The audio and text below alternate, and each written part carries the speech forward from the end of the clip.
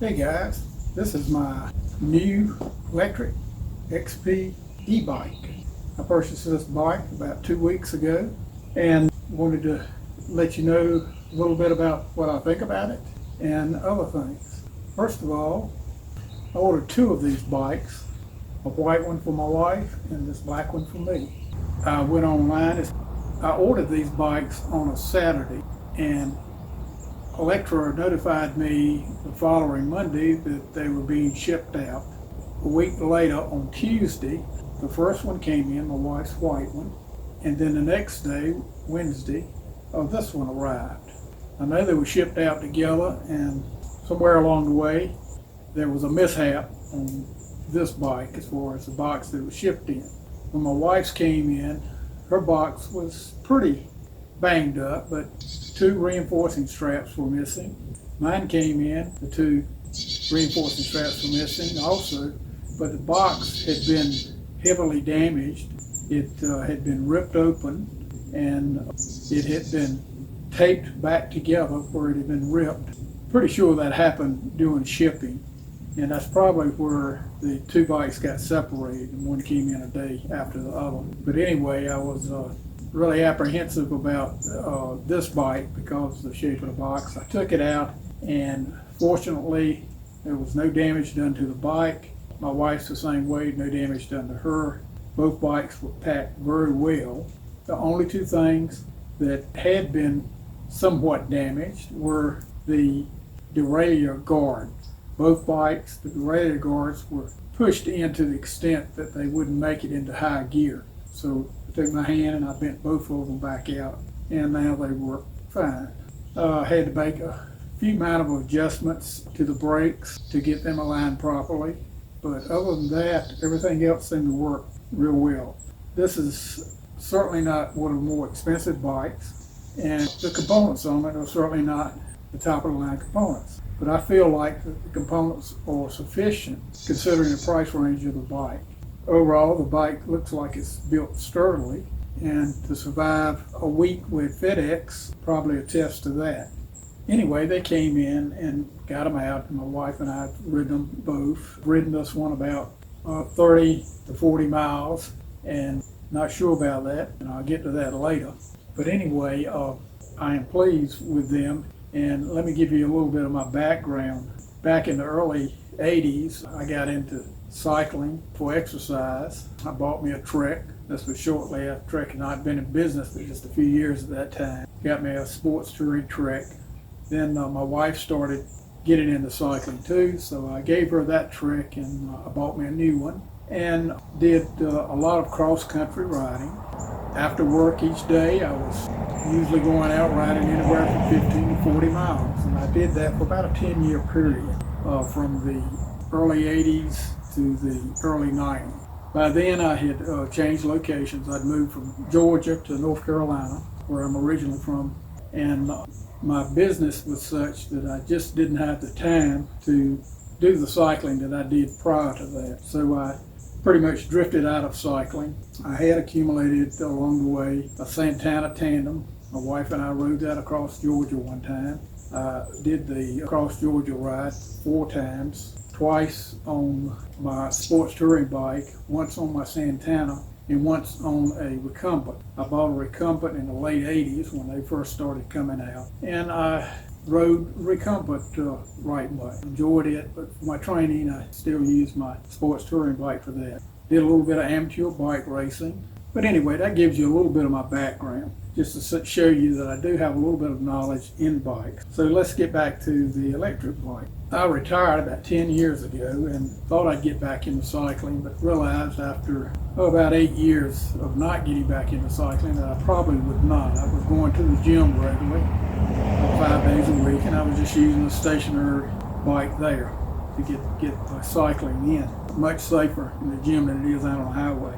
But regardless, I had been, over the last few years, noticing electric bikes were coming out, and it sparked of some interest to me. And recently I got online, and matter of fact, about the last month, and started seeing where the bikes were becoming affordable and dependable and practical. So I started researching it and felt like that the Lectric E-Bike was one of the best buys for your money out there. It's not an expensive bike. I think I paid $1,000 for each of mine, $999, and I feel like they're probably comparable to a lot of bikes that run anywhere from $1,200 to $1,800. So I am pleased with this bike, and since I have ridden it, there are a few things that I feel like needed to be changed or upgraded.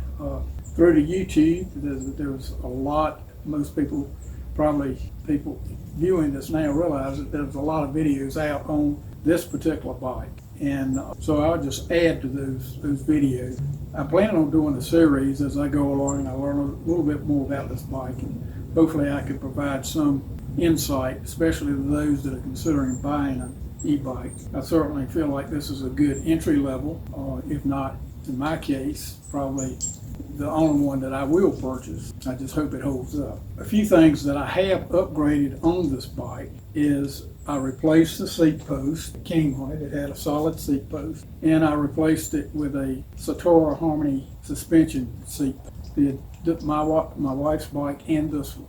I also replaced the standard seat that came on it with a gel seat. This is a Bike Root Comfort seat, and I put one on mine and one on my wife's. Also, for safety purposes, I don't feel comfortable myself riding out on a public road without a rearview mirror. So I purchased the Hefty bar-in bike mirrors. Got one on my bike and one on my wife's bike. Also, under the seat here, I've got a little light that has a little strobe in it, and it also has an anti-theft alarm to it.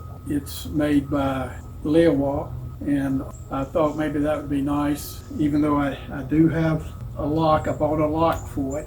My wife and I both a cable lock, but I felt like anti-theft would give me some warning if someone was just messing with the bikes to begin with, because that in itself may deter anybody from, we think about stealing your bike, would deter that, just to have the alarm going off. I also bought cup holders for the bike. The ones that I bought are the Hanjin cup holder. I think they're going to work fine. They've got a lot of versatility on how you can mount them and rotate them and get them to clear things. I also purchased a Homey bike repair toolkit bag that's right here, and that has kind of the essential tools you might need out on the road, and it also has a tire repair kit in it. And I also purchased the Tuva cell phone holder right here. It's a relatively cheap holder, but it works fine. I don't have any complaints about it. I've used it. My wife and I both have purchased the Scener R1 smart helmet, so we can communicate between the two of us while we're out on the road. It also ties in with my Bluetooth on my cell phone. I also purchased this Roswell bike rack bag because I know that you need something to carry little incidentals in, maybe a coat, gloves, whatever, just for convenience purposes. So I purchased this one. It seems to work fairly fine. It's got 4 Velcro tie downs. It's relatively easy to put it on, put it off. Also was able to get the panniers from Lectric free, but at the time I ordered these bikes, they were out of stock, so I'm expecting those in the future sometime. And after riding this a little bit, I realized that I needed a higher gearing on it. So I got in a Shimano freewheel cluster to replace the stock one, and it's a 28 to 11 tooth cogs on it. So I haven't changed it out yet, but I will be changing it out. As I said, I had to adjust the brakes of both of the bikes because they were a little bit out of alignment, a little bit of scraping. I know that there's been a lot of complaint about squealing in the brakes. I really haven't experienced that much. The rear brake I feel like is very quiet, and there's a little sound that comes from the front brake, very, very little. I just haven't experienced the problem that some people have been having with the brake. I did notice that this wheel, and I don't know whether it happened during shipment or whether it was is